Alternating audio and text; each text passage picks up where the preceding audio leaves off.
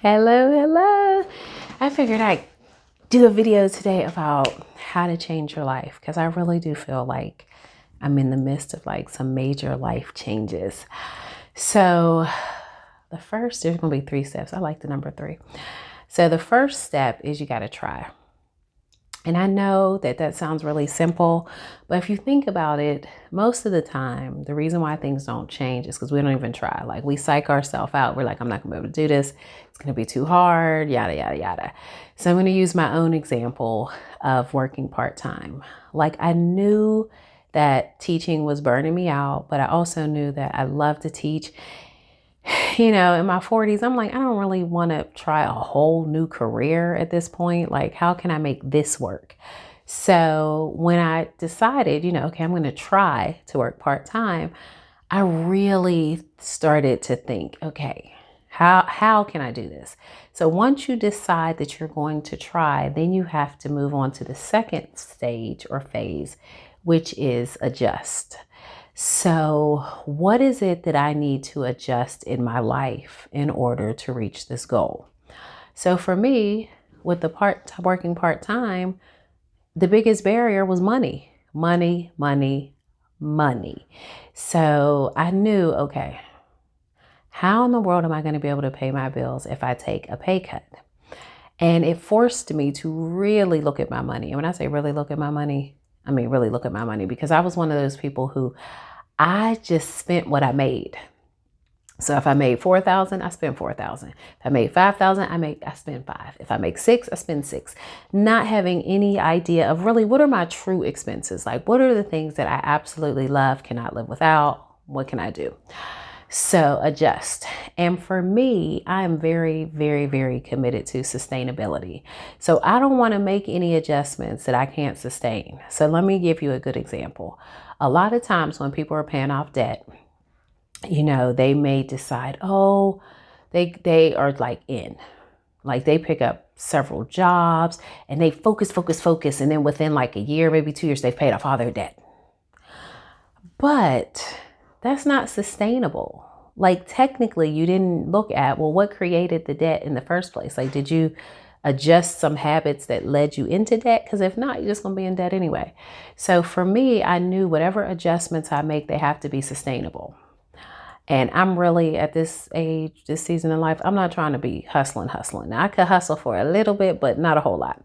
So I realized that once I really examined my money and my budget, I was happy because I make about $4,100 between my part-time teaching job and then I have one rental property. So together that's about $4,100.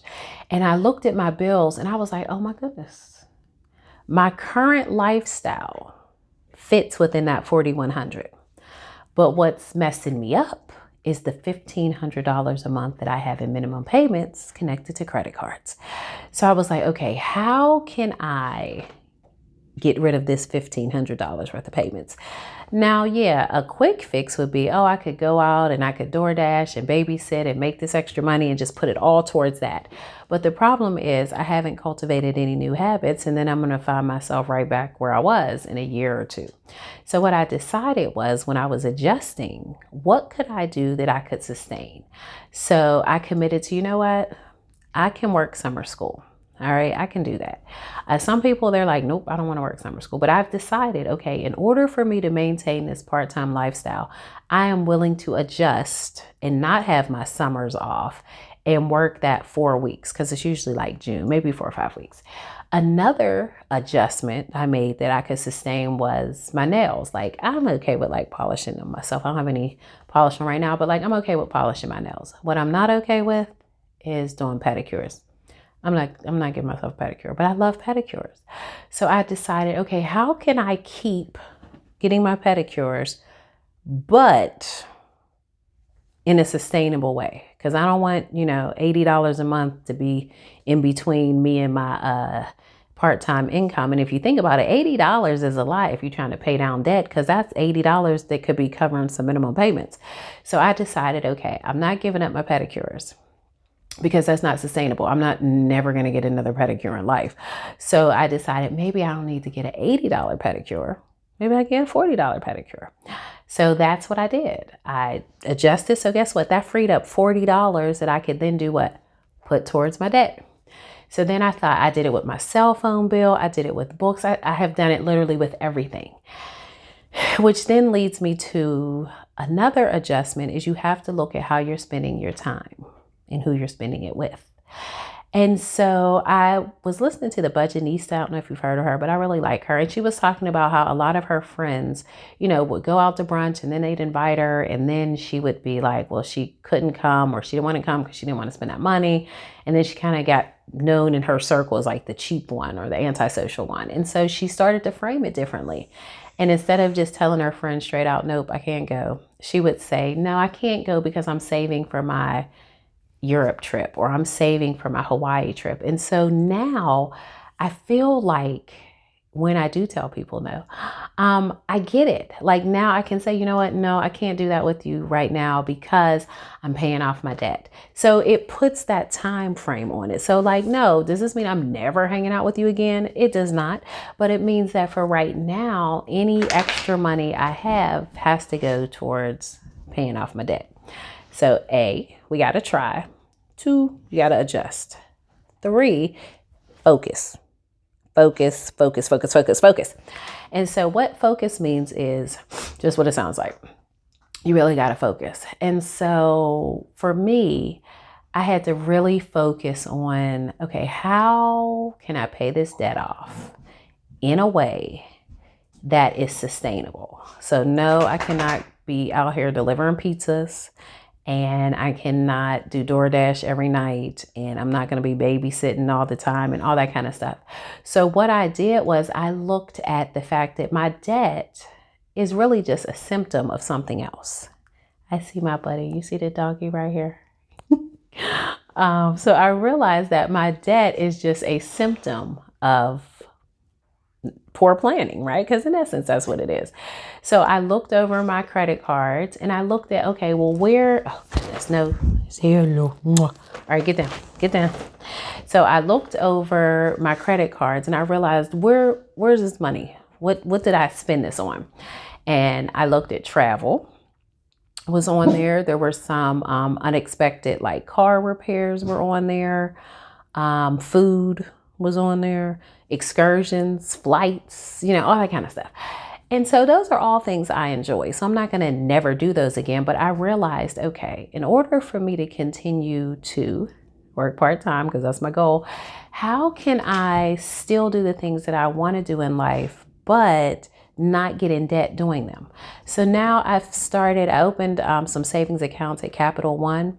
And a lot of this, like, it's almost like a circle. I don't know if a circle is the right shape because you're almost like doing all these things at any given time. So you could be trying, you could be adjusting, you could be focusing. And so I originally started with like one savings account and I was just saving money in there. Well, the problem with that was then when I had to pull it out for like a house repair, like it would like wipe out my whole savings or a part of it. And I felt like, then I felt all defeated because then I'm like, dang. So instead I created a savings account now for house, for car, for my rental property, for travel. And I feel like there's something else. Oh, straight up emergency fund. And now right now I am not in a position to save as much as I would want. I am not. But because I am focusing on cultivating sustainable habits, I just have to get in the habit of saving. And so right now, I literally am only saving $12.50, y'all, in these different savings accounts. Now, originally, it started with 50, then I had to dial it back. Then I dialed it back to 25. Then I dialed it back to it's $12.50. So that means every month I save $12.50 towards my car, house, rental is $50, emergency fund and travel. Now I know technically that's like no money, but what it is it's building the habit of I save money every month. Now eventually, as I pay down this debt, guess what? As this debt is going down, my savings account is going up in all these different little areas. And so that's what I mean by focus. Like you focus, and you're focusing on what adjustments can you make in your life that you could sustain? So it is not about quick wins. Okay. It's not about quick wins. And so for me, because I realize, okay, I need to pay this debt down. And I also have been exploring this idea of not always exchanging time for money because I'm almost 50. And I'm like, eventually I'm gonna be tired. Like, I'm not going to have the energy to be working summer school and babysitting or doing Saturday tutoring. I'm gonna be tired. And so one of the things that I have really, really been focusing on lately is my teacher pay teacher store. Now, for me, that's a big mind shift because I'm used to someone who exchanges time for money. So I'm used to you telling me, you know what, if you work these 4 hours, you get $10, you get $40 at the end. And so it's a big adjustment for me to say, okay, I'm going to sit down for 4 hours and I'm going to make some things. And I don't know if I'm going to make any money from this or if I'm going to make a lot of money from it. But I'm going to sit down and give it a try. So that's kind of where I am right now.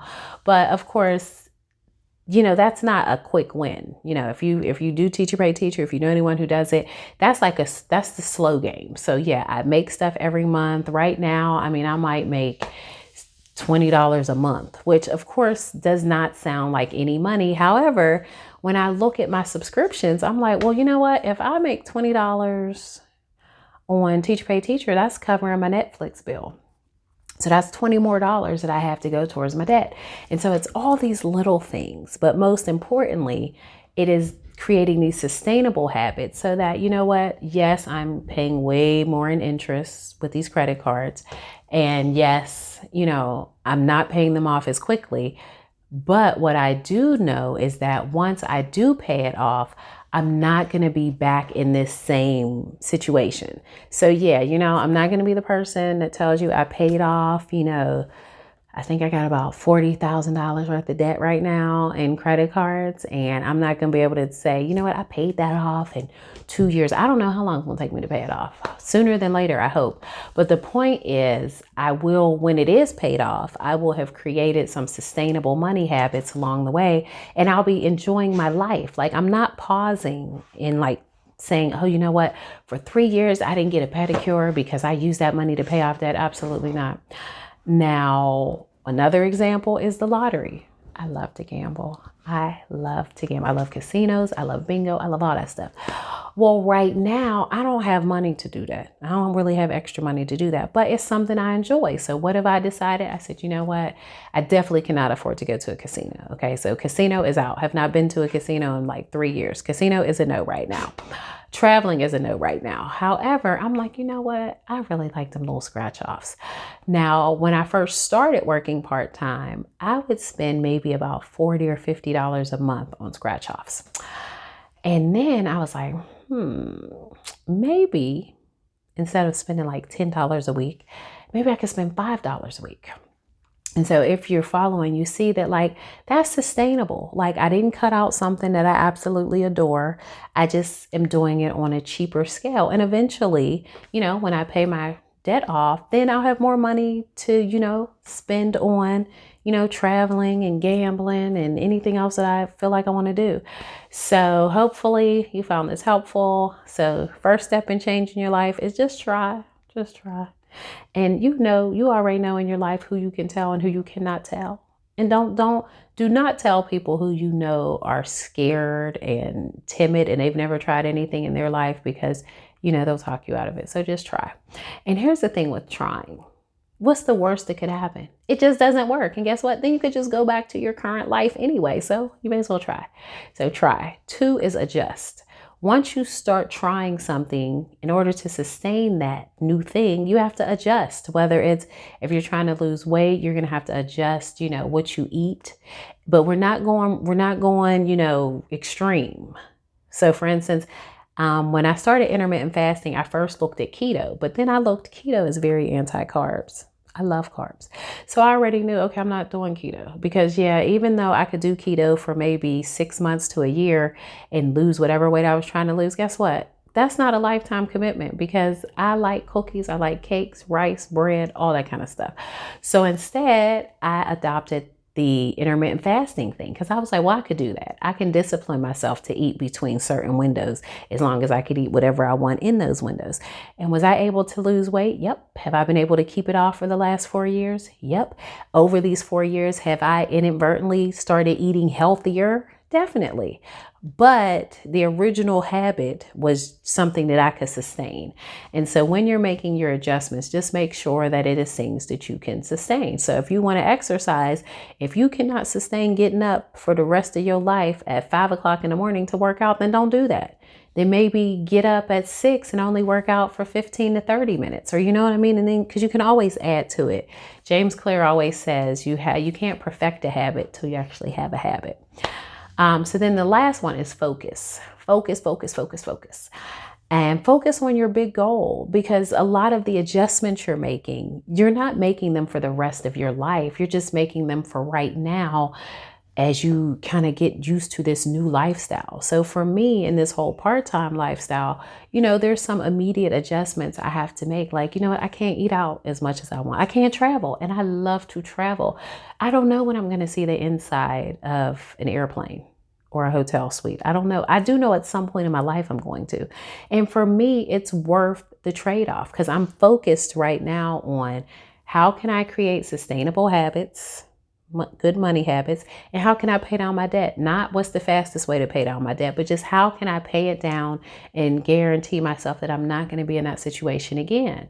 And so for me, the sacrifices and the trade-offs that I'm making to be laser focused right now, they work for me, because I realize that my goal is that I have 10 years until I can retire, and I'm going to do everything in my power to get my money in a position where every school year I'm not like, oh my gosh, how am I going to afford this?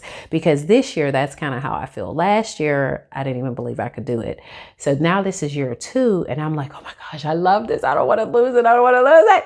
But I also want to be able to sustain it. And so that's why I'm not right now like doing a quick win, which is, okay, when I get off of work, I'm going to go work at Domino's, or I'm going to do DoorDash, or I'm going to do Instacart and all that, because that's not sustainable. I'm not going to do that every year.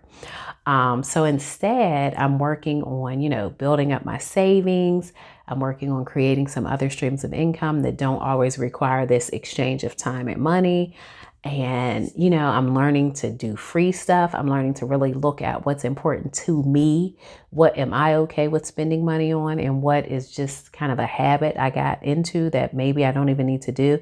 Like, I decreased the data on my cell phone because I realized my $80 cell phone plan, it was unlimited data. But then when I looked at my data, I realized I don't even use that much data. So that's $15 there that I'm saving. And so all these little bits of money that, I'm saving, either I roll them back into my budget of stuff that I really feel like I can't live without, or I put it on debt. So I hope this was helpful.